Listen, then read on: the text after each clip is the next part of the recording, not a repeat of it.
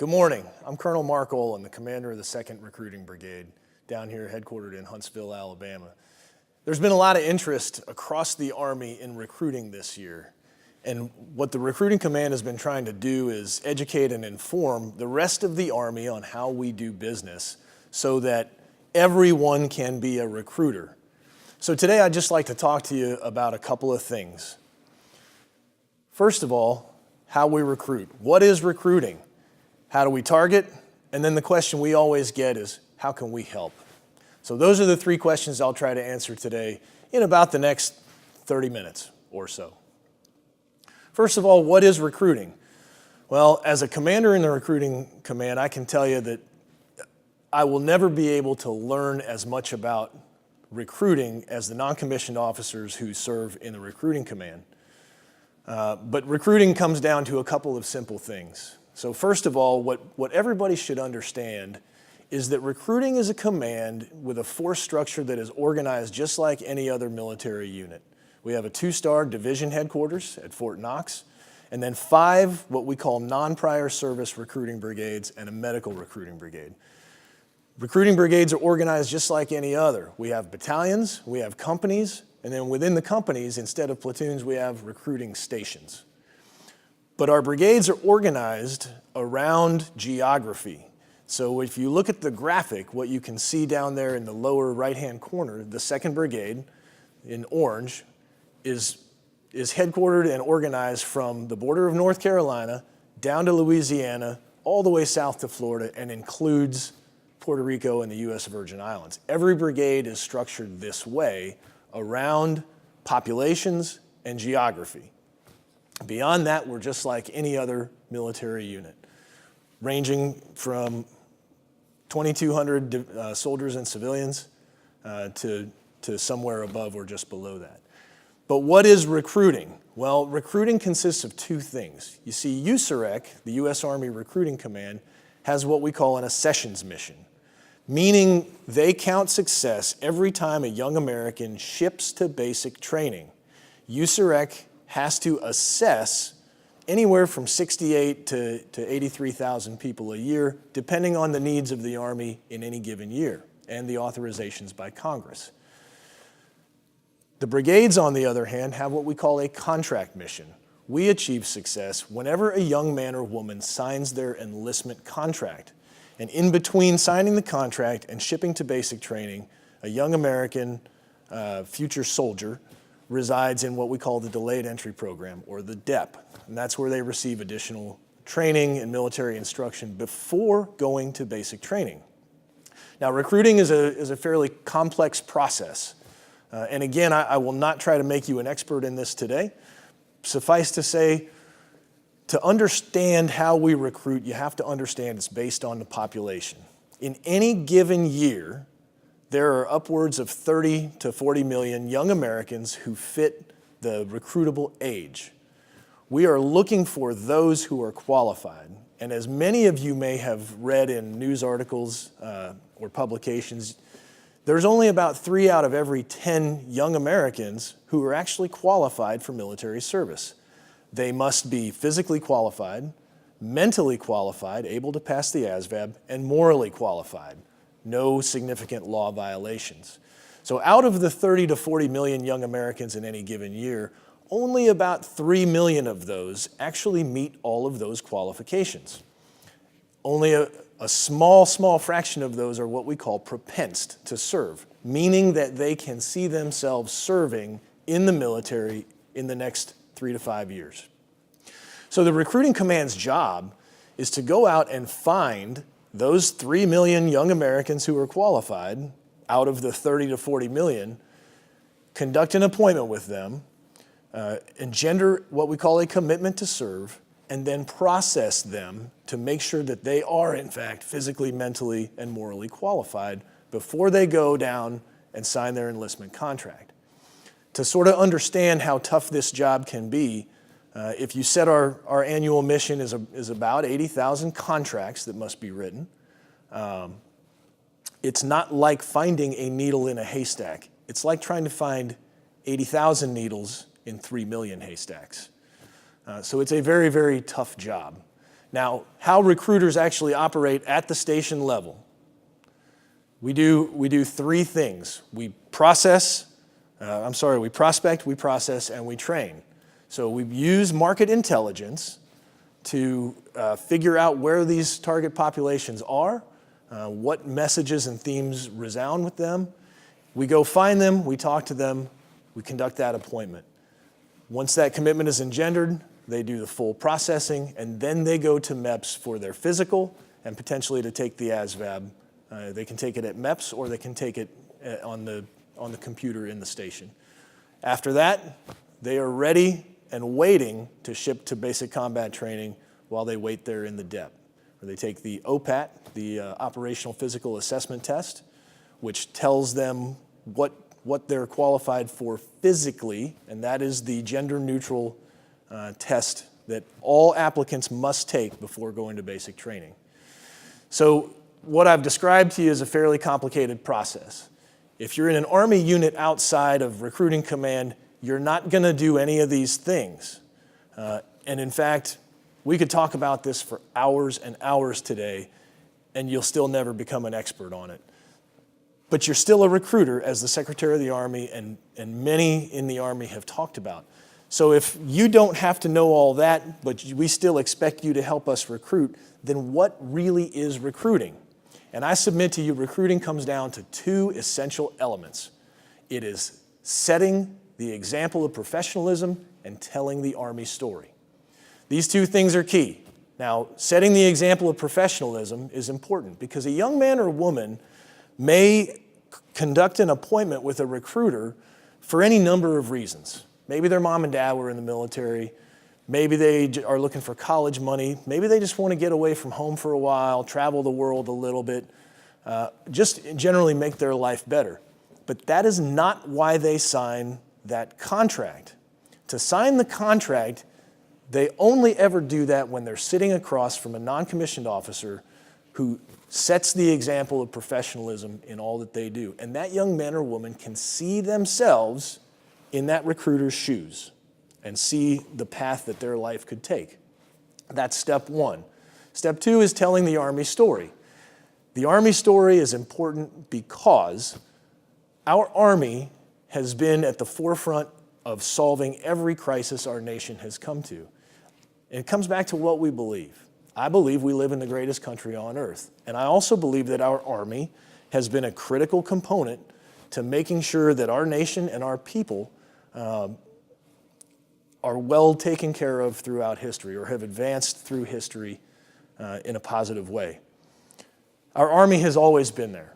From the first time we fought for our independence, just to establish ourselves as a nation, to just another decade beyond that, we had to reassert our independence in the War of 1812 to establish our right just to trade and to have high sea commerce on the high seas as a nation. A few decades after that, our nation was severely divided, the most divided we had been in our history to that point over the issue of slavery and the people that were oppressed by slavery. An issue that was so divisive for our nation, it could only be solved with war. Our Army led the way, won the Civil War, freed the South, and freed an entire people. Our Army continued to lead that change, social change, with only a few decades later as America continued to expand across the continent by creating regiments of soldiers who had previously been oppressed under slavery. Now they were serving the nation in regiments known as the Buffalo Soldiers and helped America fulfill its expansion across the North American continent. Only a few decades after that, American soldiers and a future president would rise to the challenge again as we fought in the Spanish-American War to end colonial dominance over the entire Western Hemisphere so that both North and South America, all people, could have the right to self-determination. From the first time we crossed the ocean to end a great war and liberate a friend, to the second time we did that by sea, air, and land to end what at that point had been the greatest evil in human history with the genocide, the Holocaust, and the rise of fascism. Our Army did that, and out of World War II, we became the world's leading superpower, militarily and economically, at the forefront of everything. Following that, a few decades later, though, it led us into the Cold War, which wasn't so cold in places like Korea and Vietnam. And our Army was there to stop the spread of communism, to stop the spread of human oppression. Even at the same time, our nation was going through a very dramatic social change at home. Our Army came out of the Cold War and out of Vietnam in particular, really as an army in tatters. Drug use was high, discipline was low, training was low, and it took a decade or more it took two decades to rebuild that army. But out of that period came the most magnificent army the world had ever seen as it marched across the sands of Kuwait to again come to the aid of a friend who'd been oppressed. The first Gulf War planted the seeds, though, for where we are at today with 9/11 and the global war on terror, as America's Army again stands watch over the world in the fight against terrorism. That's who our Army is. The problem with telling this story is that young men and women nowadays, young Americans, are not necessarily engaged with their history. They're not necessarily engaged with who we are as a nation, the struggles we've been through to get from there to where we are today. So telling the Army story doesn't necessarily resonate with them. That is why you must tell your Army story. And your Army story must be both personal, meaningful, and relevant to a young American so that they can then see themselves in your shoes. What you are trying to do by telling your Army story is to create an emotional connection with a young man or woman, to take all of your experiences, why you joined, why you stayed, why you love the Army, and offer that to them so that they can see themselves with the same experiences and the same professionalism that you display. So what I'll try to do today is tell you a little bit, give you an example of an Army story. I will tell you mine. So the first picture you see there is my dad. My dad served in the Air Force for 21 years. He was a fighter pilot. He flew a bunch of different jets. This is a picture taken when he was flying combat missions over Vietnam. He flew 100 missions over North Vietnam. He ended up earning 2 Silver Stars and 2 Distinguished Flying Crosses and a ton of other medals. And I remember as a kid, I used to look at his plaque and see those medals and ask him, Dad, what was this for? And he didn't want to talk about it very often. But I just remember my dad was my hero. I wanted to be like my dad. But like most of our dads, we didn't get to spend as much time as we would have liked with them. So when I was a kid, my dad and I did 2 things together. When he was not working, we would go hunting, which back then as a little kid, I didn't even really like it that much. But that was the quality time I got to spend with my dad. And so generationally, that's what I passed down to my kids today. And the other thing that we did when he would come home late at night after working was we would sit on the couch and watch TV together. Now, if you understand my dad, he didn't like sitcoms, he didn't like anything else. We only watched 2 things together. We would watch Mutual of Omaha nature programs. This is way before there was ever Discovery, National Geographic, anything like that. And we would watch old war documentaries. We watched all of them. We watched Vietnam, the 10,000 Day War, Victory at Sea, World War II in color. You name it, I've probably seen it. So given who my dad was, you could probably say that it was preordained that I was destined to serve in the military at some point because I wanted to be like my dad. I wanted to be a hero like my dad. But there was one thing that always fascinated me and caught my attention when we were watching those old war documentaries, and that's the picture on the right. We used to see these videos about the invasion of Normandy back in World War II, and I used to always think to myself as a young teenage kid, what on earth would inspire all these young Americans to leave their homes from every walk of life all over the country, cross over an ocean, and then storm out of that boat when they knew that on the other side of that ramp, there was a living hell waiting for them. And as a kid, I just thought, they were brave. They had courage. I think I could have the same thing. I mean, I didn't get bullied much when I was in school, but I wasn't always tested. I was in scouts and soccer and all that other stuff. But I wanted to prove to myself that I was better than just average. So I joined the Army, and I joined the infantry. And as an officer in the infantry, I was able to fulfill all of those childhood dreams. Jumped out of airplanes, flew around in helicopters, traveled all over the world, from Germany to Korea to the Middle East, and had an amazing life doing it. And after a while, I ended up getting married as an officer. My kids were born in Army posts, in Army hospitals. They were baptized in Army churches. They were educated in Army schools. So the Army, for those 18 years that I first served, really allowed me to fulfill the personal goals that I had as a young man, but it also allowed me to provide the quality of life that I wanted to raise a family. About the 18th year in, though, I got picked up for a recruiting command. And I went to Fort Knox for training, and they said, "Hey, buddy, you got to learn how to tell your Army story." And I said, "Well, that's good. I've got that." I thought about the pictures. I thought about why I joined, and I told the Army story that I had. And they said, "Hey, that was really good, but you've been in the Army 18 years. You're a battalion commander. You're going to have to inspire other people to be like you and continue to serve. So you have to figure out why you stayed." In the end, I went back to my Army story and I thought about it. And what I realized is, I had fulfilled all my personal goals in the first few years. Ranger school, airborne school, all of those things. But the reason I stayed is because every place that I served, from Fort Campbell, Kentucky to Fort Bragg, North Carolina, and everywhere in between, I realized that the men and women that I was serving with were the same quality of character of those young American soldiers that stormed off those Higgins boats at Normandy. And what I realized is our nation is a nation that produces men and women of extraordinary character.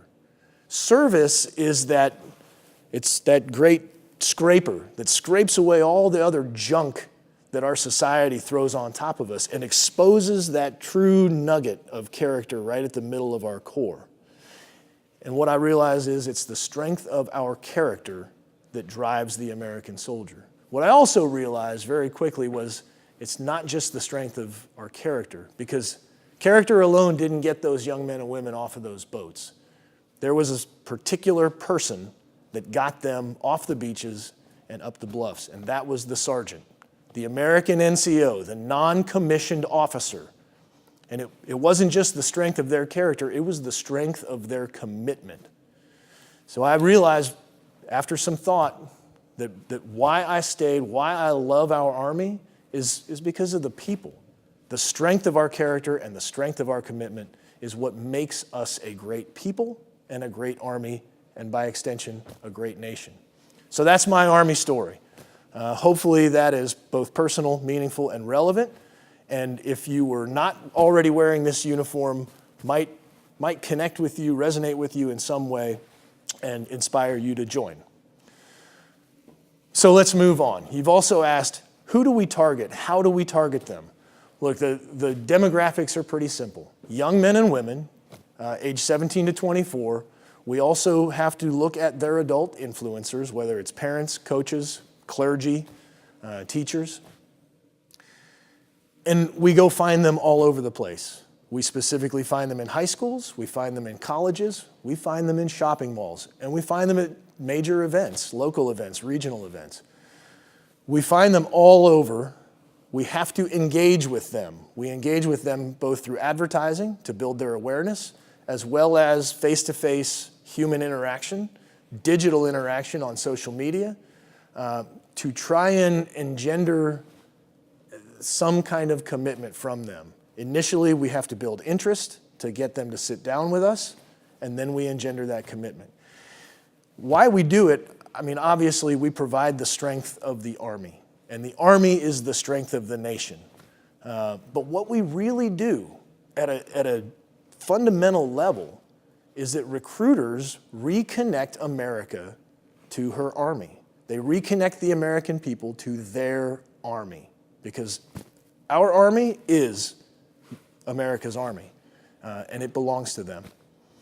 So now as we move into that, I'm not going to brief every single item on the slide. This is a listing of all the different venues and events that we might support, the different resources required to go from awareness to activation. Now, I mentioned awareness. One of the biggest problems that we find with American youth and their parents these days is that very few of them are aware of the benefits that service provides. And I don't mean the monetary benefits, I mean all of it. Skills, commitment, teamwork, leadership, to all the other monetary benefits like the Montgomery or the post 9/11 GI Bill, loan repayment, enlistment bonuses. They're just not aware. Again, there are very few and dwindling numbers of veterans in America. So most people now, above 60%, don't even know a veteran. So it becomes harder and harder to bridge that gap between the Army and the American people. So we start with awareness and advertising. You've seen the commercials on television. You've probably seen billboards. You've probably seen at the movie theater those commercial spots that run before the previews start. That's awareness. And as you move from the left to the right in that column, you go from not understanding anything about the military to having a desire to learn more. You then break into the engagement column. Engagement, now you go from wanting to learn more about military service to specifically seeing the Army as a best career option, as a first choice. So in the engagement column, we use regional and national events. We go to sporting venues, we go to concerts, we go to all these places, and we realize that people don't go to these things to join the Army, they go to see the event. But you have to go and engage them, both on social media, through digital media, and face-to-face human interaction to move them along that spectrum. Once they get to that right, seeing that the Army is the best career option for them, that's where you get into activation, and they are ready to sit down with a recruiter. So when you visualize how you and your soldiers particularly can help us, we're trying to get them from awareness to activation. Your best efforts are spent in engagement. The more young Americans and their parents and their influencers that you talk to, the more you help move them to the right, where we are waiting to accept that activation, make an appointment, and engender that commitment. Okay? And finally, as we move out of there, specifically how you can help. There's two slides here. One is the external slide. This is what we can do outside of the Army to help with recruiting. So one of the things you should remember is veterans are one of the best recruiting tools we have out there. So make sure that your soldiers have a great experience in the Army, because when they leave the Army, we want them to say good things. Properly sponsor them. Take those new soldiers out of basic training and turn them into the great leaders that they are. Ensure that at your military posts and installations, you are the face of the Army. You know, many installations nowadays have public outreach campaigns and events. I could name different ones of all the different places I've been to. But when you do those events, contact the local recruiting company or battalion. Use us to help round out your event. Our folks know a lot of people. They know who's who in the society. We have community partner engagements. Let us help you doing your outreach. And build a relationship with those recruiting centers. It's a tough job that I'll talk about in a minute. But there is a lot of mutual benefit to working with us. We're trying to send you great soldiers. So send us the help when you can. We call those things TARE events, Total Army Involvement in Recruiting. So as an example, we may ask you, hey, we're going to the biology class in the local high school. Can you send us a 68 whiskey with an aid bag? Just to go do some first aid training in the biology class that supports those two goals. Know and leverage your division outreach NCOs. Around the country, we have several. Fort Bragg has one, Fort Stewart has one, there are others across the country. They are positioned with the Army divisions and Corps to make sure that we have mutual gain from our efforts. We will help you when you need our help, and we ask that you help us in return when we do engagement events. And then finally, when your soldiers go home, they are phenomenal recruiting tools, especially those younger soldiers who are just a year or two out of high school. And every time I travel through an airport, if I'm going from work to work and I'm wearing this uniform, people stop and talk to me. They want to thank me for my service. They want to ask questions.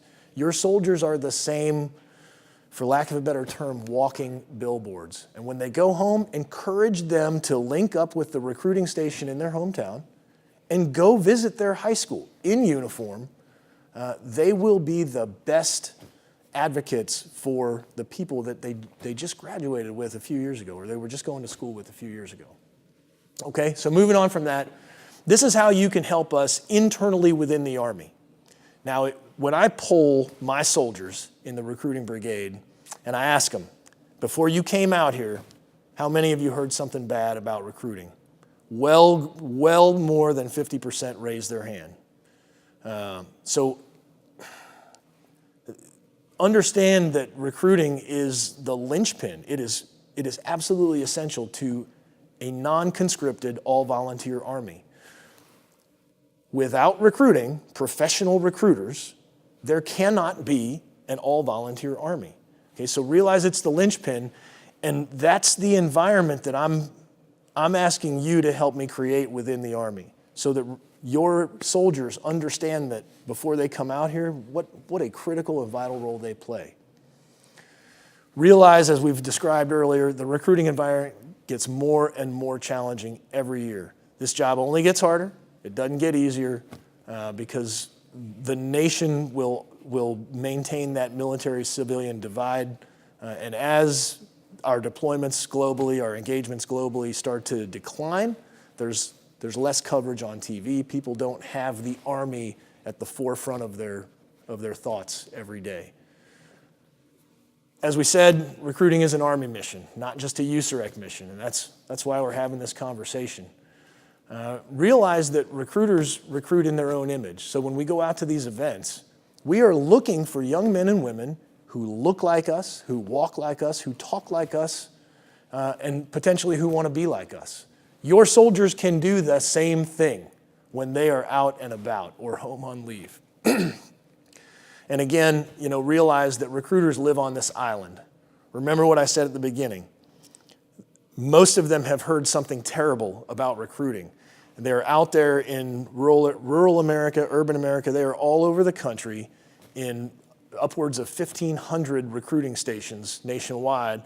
They are not always close to a military base. Usually, the majority are far from.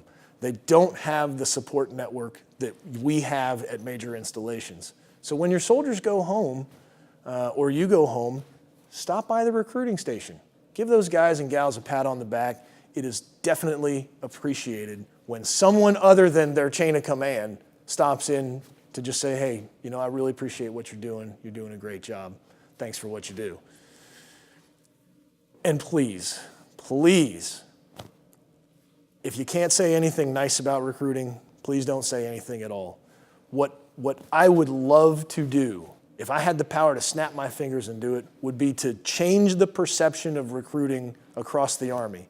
Because I know from my experiences in recruiting, it is a positive leader development environment, a great command climate. But we still have soldiers coming to us that have heard all these horror stories. So let's try to change that so that our soldiers realize when they are coming out here, it's going to be a great learning experience, personally, professionally, rewarding. They're going to become better leaders. And then finally, identify and encourage your highest quality NCOs to volunteer for recruiting duty. The sergeants are the ones who recruit. Who are they? Every recruiter is a sergeant. They're doing the hardest job they've ever done. You know, the colloquialism is they have to talk to 9 people before they get a yes. In some cases, it's much more than that. And it's not always no thank you. Sometimes it's pretty ugly, pretty brutal. Sometimes our NCOs have their judgment questioned, their career choices questioned, their intelligence questioned. Every day in the recruiting command is a challenge for our non-commissioned officers in their identity and who they are. They have to be extremely resilient out here.